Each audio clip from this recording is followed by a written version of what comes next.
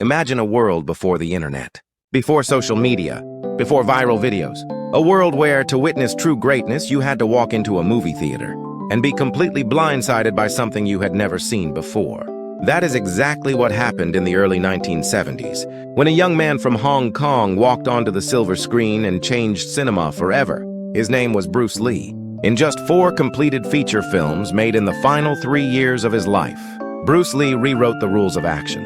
Cinema redefined what the human body was capable of on screen and became, arguably, the most influential martial artist who ever lived. But why? What was it about Bruce Lee's films that made them so extraordinary?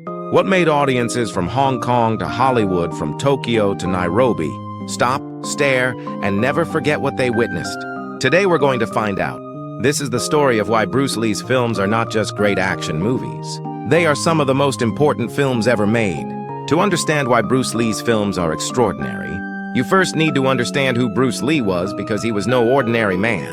Born on November 27, 1940 in San Francisco, Bruce Lee grew up in Hong Kong in a world that was rapidly changing. He was a child actor, a street fighter, a philosopher, and an artist. He was restless, brilliant, and driven by a hunger that nothing could satisfy. At the age of 18, he returned to the United States, arriving with nothing but a few dollars in his pocket and an extraordinary dream.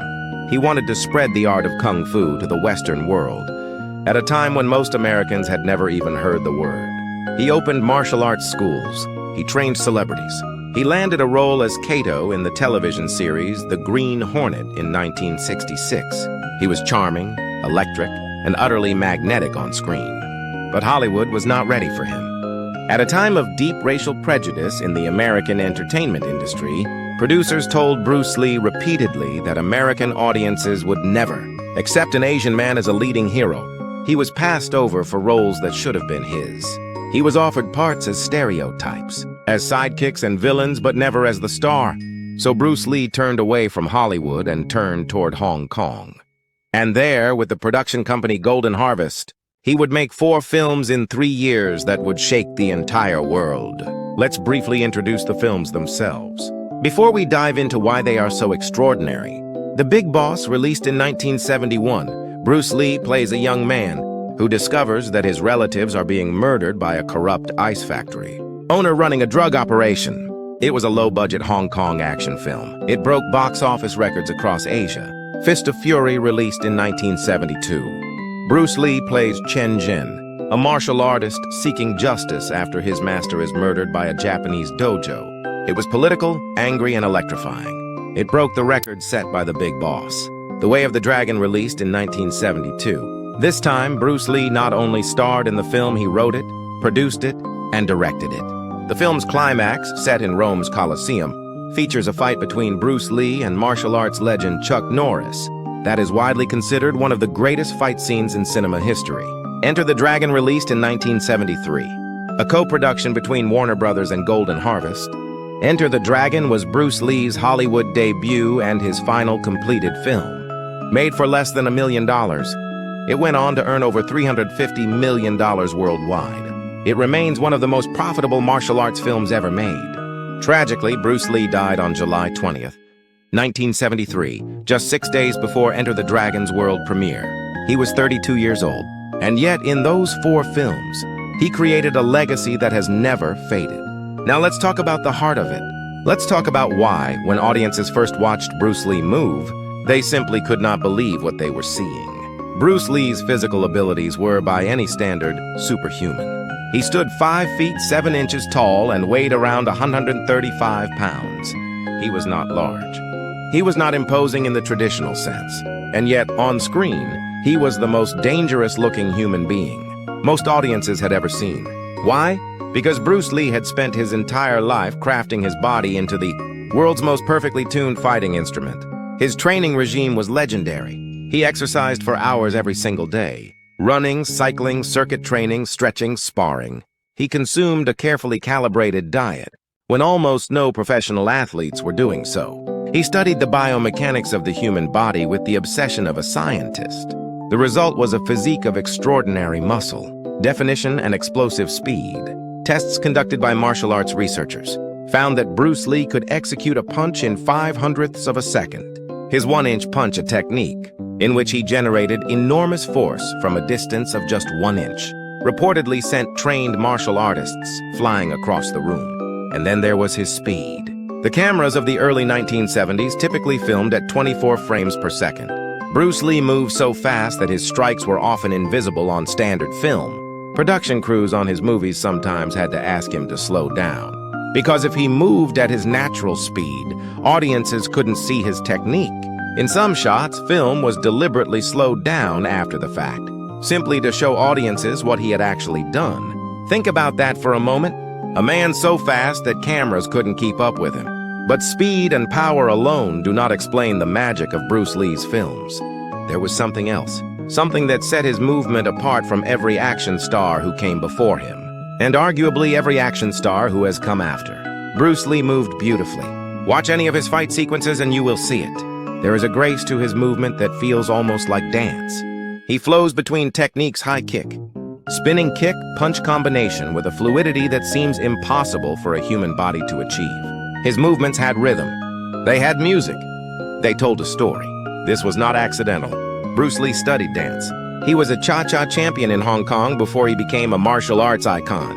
He understood rhythm and timing at a deep instinctive level, and he brought that understanding to every fight sequence he performed. The result was something the world had never seen before. Action choreography that was simultaneously technically devastating and visually breathtaking. But here is the thing that many people overlook about Bruce Lee's films. They were not just showcase reels for his physical abilities. They were expressions of a deeply held personal philosophy. Bruce Lee was a genuine intellectual. He enrolled at the University of Washington to study philosophy. He read voraciously Krishnamurti, Descartes, Spinoza, the Tao Te Ching, the Bhagavad Gita. He kept detailed notebooks, hundreds and hundreds of pages of philosophical reflections, training notes, and personal insights, and all of that thinking found its way into his films. Bruce Lee's philosophy was rooted in the concept of Jeet Kune Do, the martial art he developed himself. The name translates roughly as the way of the intercepting fist. But Jeet Kune Do was not just a fighting system. It was a philosophy of life.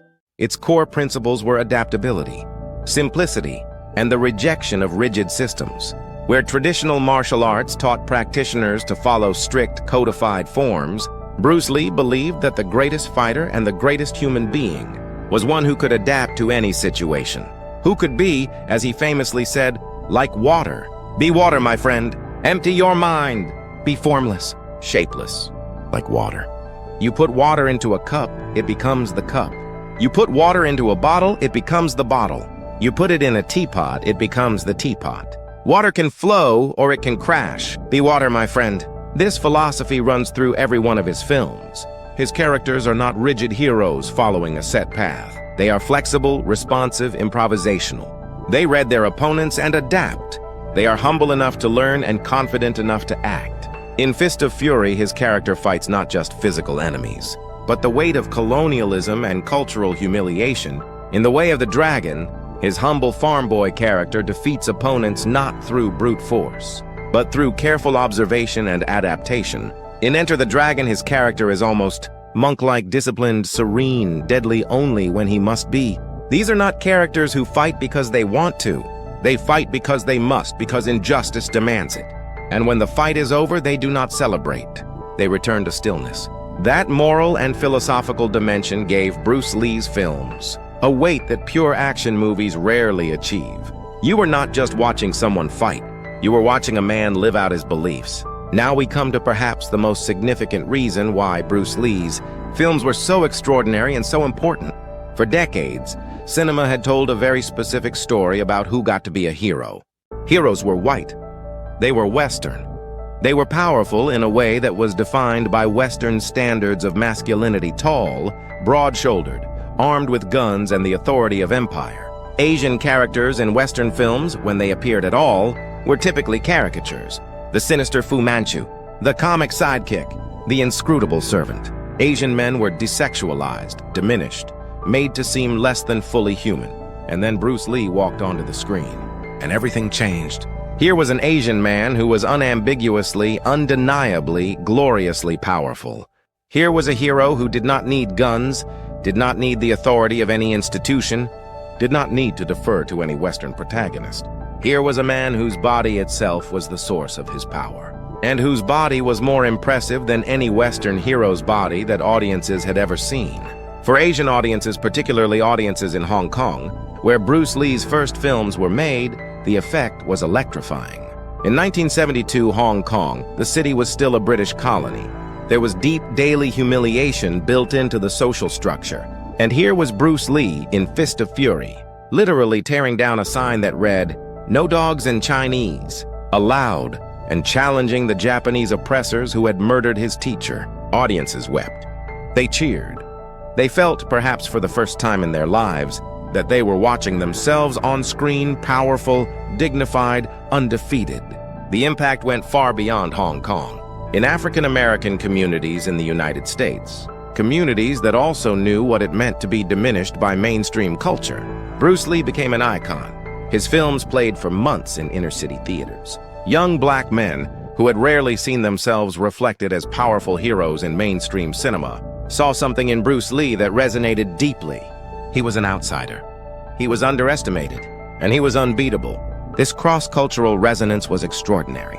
A Chinese man from Hong Kong became a hero to audiences of every race and nationality, not because he transcended race, but because he demonstrated with overwhelming physical evidence that the hierarchies of power that Western culture had constructed were lies. Bruce Lee did not just make action films. He made a political argument with his body, and that argument was irrefutable. It is impossible to overstate how completely Bruce Lee transformed action, cinema, and popular culture more broadly. Before Bruce Lee, martial arts films were a niche genre, largely confined to Asian markets. After Bruce Lee, they became a global phenomenon. The explosion of kung fu films that followed in the 1970s, hundreds of films, many of them shameless imitations of Bruce Lee's style, created an entire new genre of world cinema. Jackie Chan, Jet Li, Donnie Yen, all of them owe their careers, in part, to the path that Bruce Lee blazed. Hollywood itself was transformed. The modern action film, with its emphasis on physical choreography, on the hero's body as the primary instrument of combat, on the beauty and artistry of fighting, owes an enormous debt to Bruce Lee. Before him, Hollywood action heroes fought with guns, vehicles, and explosions. After him, audiences wanted to see bodies move. The impact on martial arts itself was equally profound. Before Bruce Lee, martial arts in the West were practiced by a small, specialized community. After Bruce Lee, martial arts schools proliferated across America and Europe. Millions of young people enrolled in karate and kung fu classes. The sports of kickboxing and mixed martial arts, which dominate combat sports today, trace significant parts of their lineage back to the philosophy of Jeet Kune Do. The mixed martial arts revolution, the UFC, the rise of fighters who blend multiple disciplines is, in many ways, the fulfillment of Bruce Lee's vision. He was teaching cross-disciplinary fighting in the 1960s, when the martial arts world considered such ideas heresy. In popular music, hip-hop artists from Wu-Tang Clan to Jay-Z have sampled Bruce Lee's dialogue and referenced his philosophy. In video games, characters from Street Fighter to Tekken to Mortal Kombat drew directly on his archetype. In comic books, in literature, in every corner of popular culture, Bruce Lee's fingerprints are everywhere. Time magazine named him one of the 100 most important people of the 20th century. Not the 100 most important athletes, not the 100 most important film stars. The 100 most important people. Full stop! And still, 50 years after his death, his films are watched. His philosophy is studied. His image, that lean, perfectly defined body, that warrior's gaze, that lightning-fast kick is recognized everywhere on Earth. Why? Because greatness does not fade. Before we conclude, let's take a moment to appreciate the craft of the films themselves. Because Bruce Lee's genius was not just physical, it was cinematic. Watch Enter the Dragon and you will see a film that, for all its low budget, is extraordinarily well constructed. The pacing is precise. The tension builds methodically. The action sequences are choreographed with a theatrical intelligence that makes them feel like drama, not just spectacle. Watch The Way of the Dragon, which Bruce Lee directed himself, and you will see a filmmaker with genuine instinct. The film is funny, touching, politically aware, and builds to a climax that is as emotionally satisfying as any confrontation in cinema history. The sound design of Bruce Lee's films deserves special mention.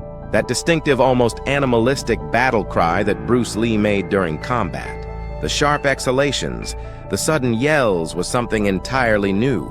It was viscerally exciting. It communicated intensity, effort, and danger in a way that pure visuals could not. Audiences heard Bruce Lee and felt in their bodies the physical reality of combat, and Bruce Lee's screen presence that almost indefinable quality that separates a movie star from a mere actor was something extraordinary.